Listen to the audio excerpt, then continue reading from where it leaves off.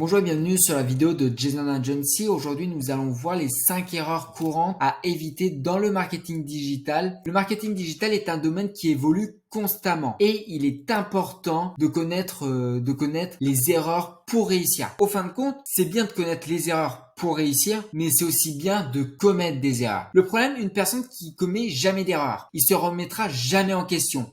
Et ça, c'est très mauvais dans le marketing digital. Ça veut pas dire que, par exemple, vous arrivez là, dans l'instant T, vous arrivez directement à faire 5000 euros de vente, ou vous arrivez directement à sortir un salaire le premier mois. Ok. Mais le problème qui va se passer dans la durée, c'est si vous allez être confronté à un problème, vous risquez de persister sur le problème sans vouloir chercher pourquoi ça ne fonctionne pas. Ou si quelqu'un vient vous dire oui mais là au fin de compte tu devrais peut-être faire plus comme ça, et là le problème c'est que vous allez dire bah non moi j'ai déjà fait des ventes comme ça donc je vais continuer comme ça. Il y a beaucoup de personnes malheureusement qui se remettent jamais en question. Et les erreurs, évidemment c'est bien de savoir les erreurs pour éviter d'en faire des masses, mais c'est aussi bien d'en faire pour voir ce qui fonctionne et ce qui ne fonctionne pas. Alors peut-être moi je vais utiliser une stratégie, pour vous ça va peut-être fonctionner ou pas. Ça dépend évidemment de chacun, comment il va approprier la stratégie à son goût. Ça c'est vraiment quelque chose de plus important. Et en même temps ça va vous permettre de maximiser vos résultats et votre succès dans l'avenir. Déjà la première erreur courante, c'est de ne pas avoir une stratégie qui est claire. Donc beaucoup de personnes se lancent dans le marketing digital sans avoir une stratégie qui est claire, précise, en tête. Ça, c'est vraiment la base de la base avant de lancer une stratégie, avant de lancer un produit. Savoir réellement si déjà notre plan, notre stratégie est claire de base. Ce qui peut évidemment mener à une perte de temps. Donc parce que vous allez faire des stratégies inutiles qui va vous coûter même très cher en termes d'argent. C'est pour cela que j'en reviens qu'il faut à tout prix définir vos objectifs.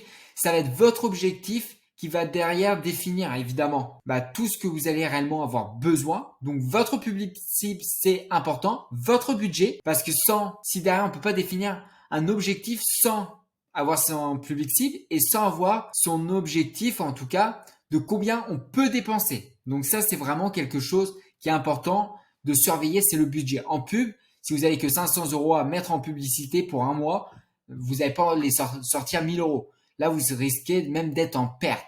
Ou peut-être pas, je me trompe peut-être, mais plus ou moins, ça se passe comme ça. Si derrière, on ne planifie rien, ça peut vous coûter très très cher au final. Et vos canaux de communication avant de commencer toutes vos campagnes de marketing. Savoir réellement qu'est-ce qu'il va falloir que je fasse avec les réseaux sociaux pour pouvoir performer sur le temps. Est-ce que j'utilise TikTok? Est-ce que j'utilise Snapchat? Est-ce que j'utilise LinkedIn, YouTube, etc. Ça, c'est à vous de définir de ce que vous souhaitez réellement mettre. Mais voilà, voici à peu près la première erreur courante que tout le monde ou la plupart des personnes font et qu'il faudrait éviter à tout prix. La deuxième erreur courante, c'est de négliger l'importance des mots-clés. Les mots-clés, c'est la base de votre stratégie. Que ça soit pour les réseaux sociaux, que ça soit pour les publicités, n'importe quel type de publicité, même la rédaction sur votre site web, il faut mettre des mots-clés. Pour être référencé, c'est le seul moyen de pouvoir réussir et de connaître exactement à l'avenir de performer sur le temps. Ça va être les mots-clés, ça prend peut-être du temps si c'est du trafic organique, mais la publicité, ça va être primordial, et voire même pour le trafic organique, ça reste quand même primordial. Les mots-clés, en même temps, ça vous permettre, mettez les mots-clés pour du bon contenu. Par exemple, si vous êtes dans la minceur, mettez les bons mots-clés pour la minceur. Ça reste quelque chose pour moi qui est primordial, qui est voire même importante. Alors évidemment, pour trouver les mots-clés, il existe plein d'outils. Donc nous avons Google Ads. Sur Google Ads, vous avez un endroit planificateur de mots-clés. Vous avez Ubersuggest qui est pas mal. Vous en avez plein d'autres. Alors j'ai plus les autres en tête, mais voilà. C'est les deux plus gros. Alors Google Traduction, c'est gratuit. Ubersuggest, ça va être payant. Alors, je crois que vous pouvez faire que 3 recherches par mois ou par jour, je sais plus. Je sais plus, c'est à voir combien de recherches vous pouvez faire par mois ou par jour. Je sais plus comment ils fonctionnent. Mais voilà, il faudrait à tout prix que vous regardez les deux, lequel va plus vous convenir. Mais voilà, Google Ads, c'est entièrement gratuit. Ubersuggest, ça va rester payant. La troisième erreur, c'est en tout cas, c'est plutôt soit de négliger, donc d'oublier, ou soit ça va être de pas forcément regardez ses résultats sur les campagnes. Ça, c'est les plus grosses des bêtises à faire parce qu'il faut regarder régulièrement. Quand je dis regarder régulièrement vos résultats, c'est pas regarder pour aujourd'hui. C'est pas regarder c'est pas regarder au fin de compte tous les jours. Ça sert strictement à rien. Par exemple, vous vous fixez, vous dites bon, je fais du A/B testing, je teste. Je vais le tester pendant 3 jours. Pourquoi vous allez vouloir regarder aujourd'hui à tout prix? J'espère que vous comprenez. Donc ça sert à rien de regarder tout de suite dans l'immédiateté. Par contre, regarder sur le temps, ça peut être pas mal. Par exemple, au bout des 3 jours, votre campagne s'arrête et derrière, vous allez pouvoir analyser vos résultats. Ça va être ça qui va être vraiment le plus important. En suivant évidemment vos résultats, ça va vous permettre de voir ce qui fonctionne, ce qui ne fonctionne pas, ce qu'il faut modifier ou pas. Et pour cela, comme tout à l'heure, il existe plein d'outils pour pouvoir faire cela. Alors généralement, il n'y a pas d'outils particuliers, ça va être beaucoup plus sur les plateformes. Si vous faites du Google Ads, vous allez voir directement votre tableau Google Ads qui va vous mettre tout ce que vous devez savoir. Donc, je pense que j'ai fait un peu le tour par rapport à la publicité en soi sur bien surveiller vos résultats parce que ça c'est quelque chose de primordial. La quatrième erreur évidemment, ça sera de pas faire des réseaux sociaux ou soit pas en faire assez. Alors il y a deux types de familles.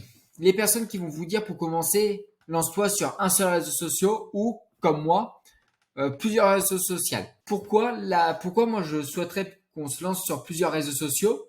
Tout simplement parce que le contenu que vous avez posté sur Instagram peut être mis sur TikTok, peut être mis sur Pinterest, peut être mis sur toute autre plateforme.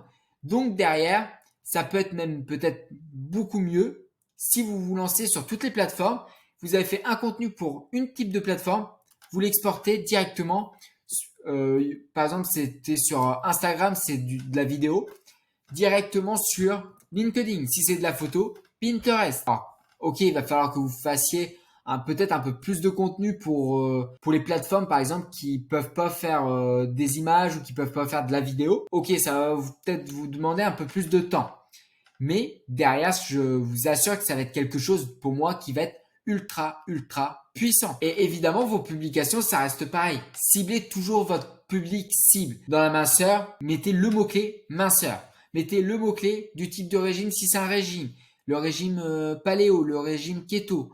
Je connais pas trop les régimes, donc voilà, vous pouvez peut-être savoir si vous êtes dans les régimes et dans la minceur, que moi non, donc je sais pas trop. Donc je dis à peu près ce que j'ai entendu, mais après je sais pas exactement si c'est des bons régimes. Donc voilà, et souvent je prends le régime de la minceur parce que c'est plus facile à visualiser. Et évidemment, regardez généralement aussi vos résultats. Alors pas tous les jours non plus, mais essayez de regarder vos résultats, savoir pourquoi ça fonctionne, pourquoi ça ne fonctionne pas, qu'est-ce qu'il faut que je modifie ou pas. Donc ça, c'est vraiment quelque chose à regarder en priorité. Et enfin, on va attaquer vraiment la cinquième erreur à ne pas faire, c'est de ne pas tenir compte de l'expérience utilisateur. Qui veut dire, votre site web doit être facile à naviguer. S'il est compliqué, s'il rame, s'il a trop de choses dessus, s'il y a trop de texte, s'il y a trop d'images, le client peut se sentir perdu. Alors j'ai mis site web parce que ça contient également un tunnel de vente. Donc là, je reste vraiment dans le généraliste parce que ça peut être un blog, ça peut être pas mal de choses.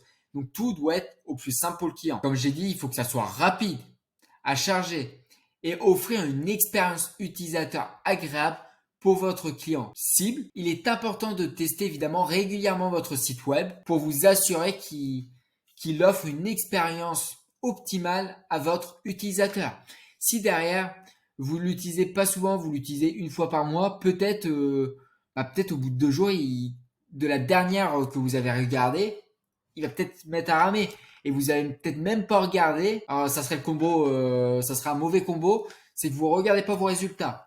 Et en plus, vous ne regardez même pas si votre site rame. Au bout du deuxième jour que vous avez fait votre premier contrôle, s'il rame pour quelconque problème, ça peut arriver.